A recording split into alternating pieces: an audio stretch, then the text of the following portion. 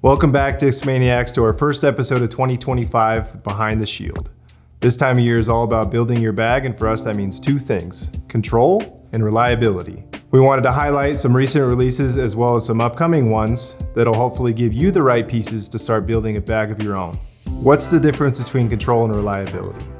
These are two great examples of our brand new releases of S-Line MD1 and MD4.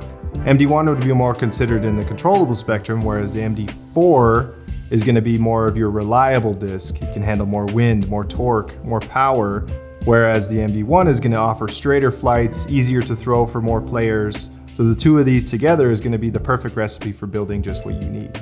In the fairway category, we've got a similar trend here with the FD3 and the Function. The Function is now debuted for the first time ever in alloy plastic. And what that is the evolution equivalent of Horizon plastic, meaning it's two unlike plastics combined together for obviously a cosmetically appealing result.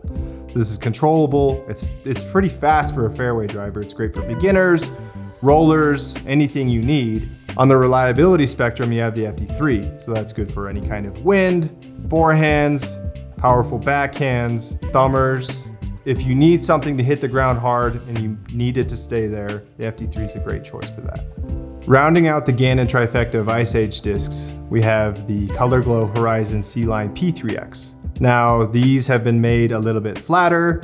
The hand feel is a little bit shallower, making it more comfortable for a wider spectrum of players.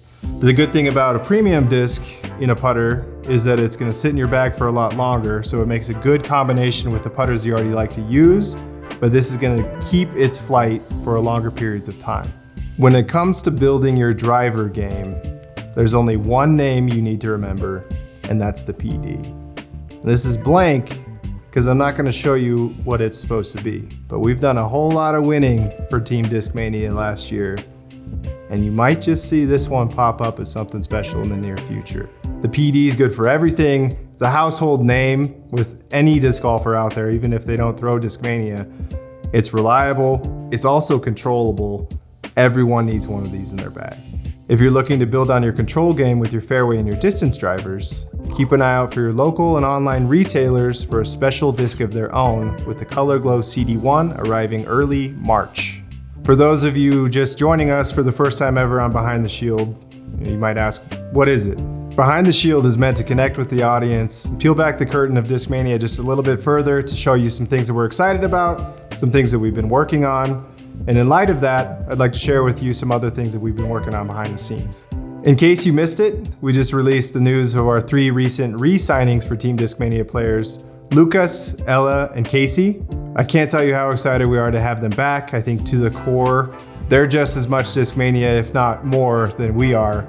So we're thrilled to have the 3 of those people back.